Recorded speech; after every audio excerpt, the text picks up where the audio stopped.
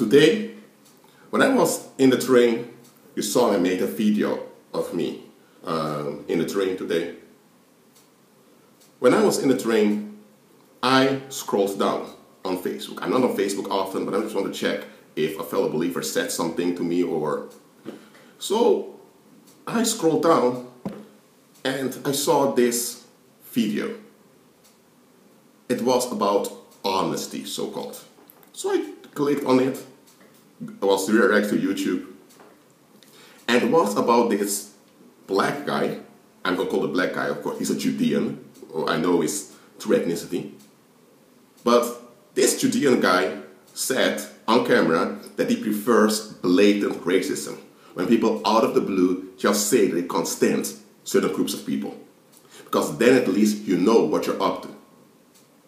And in the comment section, there were many people agreeing with him. And I scanned through the comment section. There were many comments, even though the video was relatively new. I want to see if anyone in the comment section looked at the bigger picture. Well, as far as I could see, no one did. I've spoken about this before. Real, true honesty is when someone examines themselves, examine the situation, including the people in the situation, and they take action that's right for everyone's benefit, and that means that if they're wrong, they're wrong. Honesty is not you think a certain way and you just blur it out, but you have to find a way to deal with it, and they can't charge you, no blame you because you're honest. If you call that honesty, then anyone can spread out any type of venom they want and say, hey, I'm honest. And that's what the world praises. Look, if there's an autopsy because someone has been stabbed to death, the one performing the autopsy is not going to make the distinction between an honest attack when someone literally came to your face and stabbed you and backslide. I mean, someone just passed by you and stabbed you covertly. The one doing the autopsy is just going to see that the individual has been stabbed. Whether it was so-called direct and blatant or hidden, it's still someone has been stabbed to death. Okay?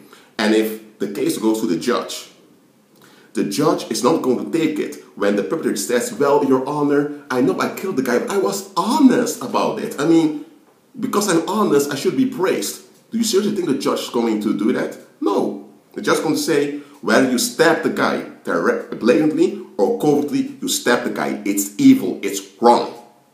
You are going to jail. And in some cases, you will receive the death penalty in some countries. So the Apollonistic governments of this world, even though they're antichrist, they understand that there is no such thing as honest evil. Okay? Evil is evil. Wrong is wrong. Negativity is negativity. Yet, common people out there, they want an excuse for dumping their negative energy.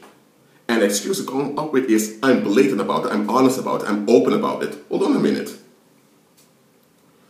If someone sends negative energy towards you, and whether they do it openly to your face or they do it behind your back with other people, it's still negative energy. It's still harmful, it's still wrong. It's still an abomination to the Most High. The Most High is going to say, well, at least you were honest about this, so I need to give you credit for that. No! Nobody is getting any credit from the Most High if they are operating in the negative. Nobody. If that blatant, open wickedness would be praised by the Most High, then Satan should be praised because he's been doing blatant wickedness since the time he fell. Oh yes, he has been doing that openly, even in the presence of the Most High. So if the Most High would praise so-called honesty, so-called blatantness, he should have praised Satan. And he never did, and he never will. So why is it that believers keep praising this so-called blatant behavior that we call honest? No. Look, as a believer, you walk by faith. You walk in peace towards everyone. So of course, you consider others, from time to time you give in to the wishes of others, even if they don't really add up, because of course you want to keep the peace. That's a good thing. But nobody should choose you to dump their waste upon you. Nobody. They shouldn't do it to anyone at all. What I mean is, if someone so-called can't stand you, is them being frustrated in their will. They have an expectation, and you don't match that expectation, so now they're upset.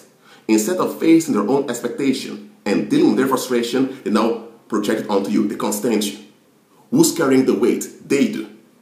So anytime they see you, that weight is triggered. Now, who's the one carrying the weight? Who's the one holding on to it? They do.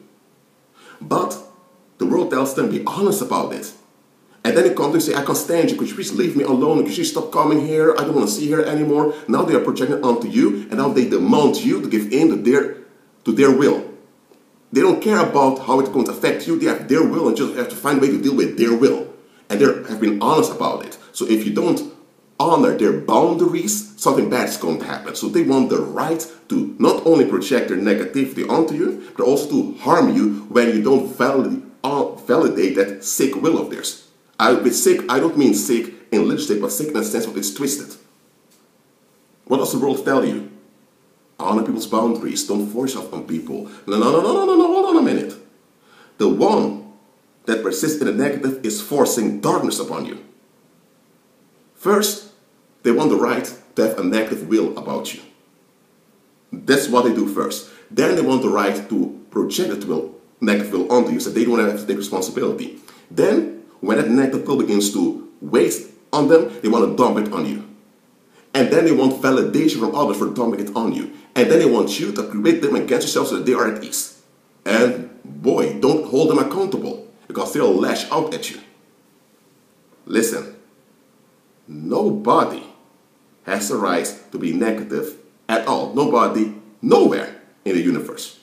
Because Christ is Lord. And he says no. If there are issues, you deal with them in a righteous manner. And look at this. The world gives people the right to be negative as long as they're blatant about it. Look at what happened in the 30s and the Second World War. Actually began in the 20s. Many of the German people were frustrated. Then came this Nazi party, led by Adolf Hitler. And he began to point the finger at the Jews. Now the people were frustrated. So now they began to relieve themselves on the Jews. We had Kristallnacht. That was a night in which, during a riot, many Jewish businesses were smashed to pieces, to say it the best. So hold on a minute. The people had negative charges. They were frustrated. They didn't want to deal with it. So now they had a leader that gave them an outlet for their negative will. So not only now they had a validation for having a negative will, now they wanted to act it out also, and the Jews had to take it. And now they didn't want to hear anything about it. That's how far it goes. And you know what happened later? They began to exterminate not only Jews but many other. It became one big blood bath is how they say it in British English. I mean, it became one big bloody mess. That's what it became. It all started with people not wanting to examine their own expectations. Not wanting to be real, not wanting responsibility. Let me tell you about me. If I do something that's not correct, you can call me out on it, and you should call me out on it. You can expect me to give in to your expectations if your expectations can be accounted for. I'm not sovereign in the sense I can do whatever I want, you just have to take. No, you can't hold me accountable, you can expect things from me. Because I live in a community also, I have responsibilities and obligations towards others. But don't come with expectations that don't add up and you don't even examine them and just expect me to deal with your expectations. No, not going to happen. The world tells you that you need to be respectful, that you need to mind your own business, and you need to respect boundaries. Hold on a minute. So if someone decides to charge me with their negative tension, so I need to back off, give them space so they can relieve themselves at my expense. So what if they demand me to become sick? So I have to become sick too, and just not to violate their expectation, because that would be rude if you violate someone's expectation. What? Look, with me, since I was a kid, it was like this. If you're upset and you react at me, you better have a reason why you're upset.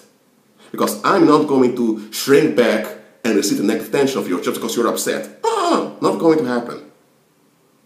And it kind of surprised me when I was growing up.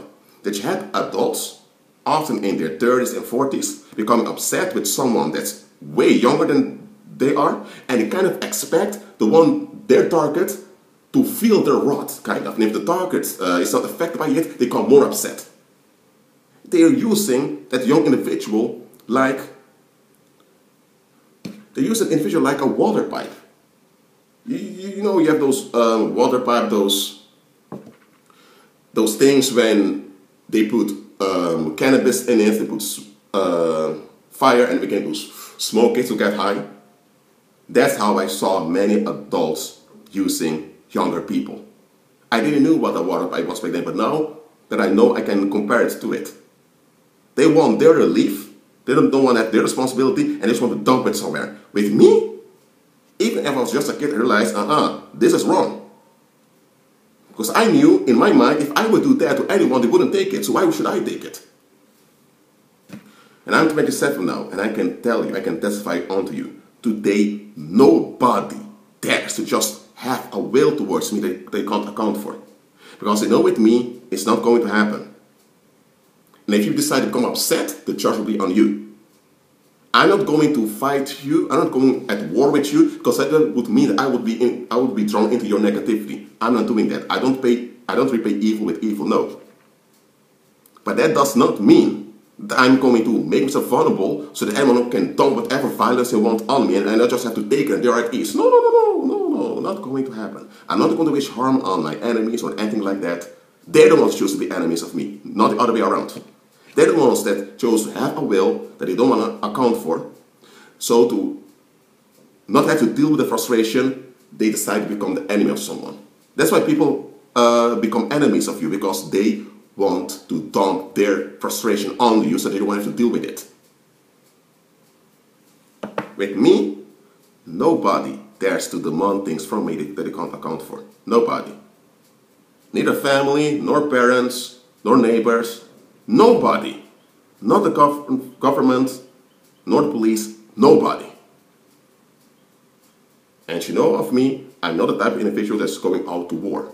I'm not looking for fights and all of that. I have nothing to prove. I'm not into any of that, such behavior. Look, if I unintentionally hurt someone's feelings because I said something that I maybe shouldn't have said, that can happen. Okay, you can all call me out on it, and I will repent. But don't just expect things that you can't account for, and then expect me to kind of read your mind. And I can't read your mind. So when I don't give in to it, now you're upset. Now I need to look out. Look, that's cowardice. Straight up. And you know what, folks? You know what, believers? We need to stop putting up with violence. Yes, we should walk in peace towards others. We should walk in love towards everyone. Yes, we should do that. But we can't walk in love with everyone.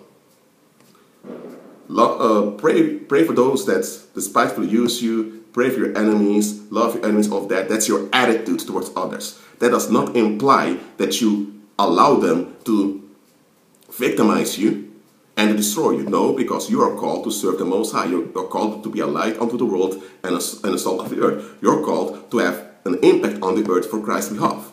On Christ's behalf, I mean. So if you are here to do God's will, that means you ought to be in a healthy state to do God's will. That's God's will also. You're in a healthy state to do His will. And that does not include you being the dumb side of other people's violence. Look, turning your other cheek simply means that you examine the situation to get yourself and the perpetrator out of the situation when no one is harmed. So you consider everyone's well-being and you make sure that you exit the situation. Or if possible, that the situation ends. That's what it means to turn your other cheek. Turning your other cheek does not mean that you literally allow the other to have his or her way no matter what. Look, I'm not teaching you to stand up for yourself and to defend yourself. Those are worldly coping mechanisms. I'm telling you to overrule evil with good. That means you need to address the evil, not to fight the evil or to repay evil with evil, but to overrule it. You need to learn to overrule evil with good. And that begins with not giving people the right to will whatever they will, because they don't have that right.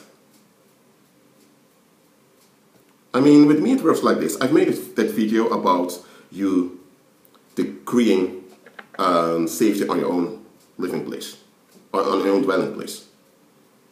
I walk in the protection. So if someone kind of can't stand me or whatever, or they bring the project upon me, I'm not going after them. I'm not going to be evil or anything like that. But don't expect me to stop going to a mall because you are there. Often come there also. Don't expect me to resign from my office just because you. No, don't expect any of such BS. Don't even expect me to limit myself just so you can vent your rage. No. You need to look for help. You need to look for deliverance. And not use others as a water pipe to relieve yourself at their expense. And here's the thing. With me, it can go much further. If I am under constant psychic violence, psychic energies keep being thrown at me, I'll reverse it. I'll return it back to their senders. And there, wherever you are in your house, in your so-called private life, you will face repercussions. And those repercussions will only stop when you comply with justice. No compliance with justice, no amnesty. If believers worldwide would have this attitude, much of the violence that's in the world will stop immediately. I'm not saying it's the believers' fault there's so much violence in the world. Absolutely not. Because the world refuses to follow Christ. However, much of the violence will stop immediately if believers would walk in their God-given power. And that God-given power will only manifest when you agree with Christ, because it's only by agreeing with Christ you can walk in the power of the Holy Spirit. If more believers would walk by faith instead of holding on to church, much violence will stop just like that. Because look, if you follow the world with its free will doctrine, with its privacy doctrine, with its boundaries doctrine, and you give people the right to will the negative and whatever, then you are limiting yourself and you make yourself vulnerable to be attacked and limited. They that persist in negative want to transfer their fright or their fear onto you, so they are at ease. That's what they want. That's their will, and they don't care about you, affection or others. They just will it, and you just have to take it. So they enforce wickedness. They enforce evil. But I tell you, respect people's will, respect people's privacy, respect people's wishes. Don't force yourself upon. Don't force people. Oh, but they can force you to be limited. They can force sickness, diseases, spells, hexes, and curses upon you, and you have to just be nice and civil. And no. Believer, walk in your God-given power. Therefore, agree with Christ. I'm not telling you to become the enemy of those people that target you. No, because we walk in love towards everyone, but we can't walk in love with everyone. And here's the thing. You matter. You're here to do God's will. That implies you deserve safety. So anything that frustrates your safety needs to be dealt with. How are you going to be a blessing unto your neighbors if you are the victim all the time of psychic violence? If you are haunted by poverty, sickness, and all kinds of heaviness, how can you be a blessing to others in such a state? You can't. Well, that's it for now. Agree with Christ and be at peace.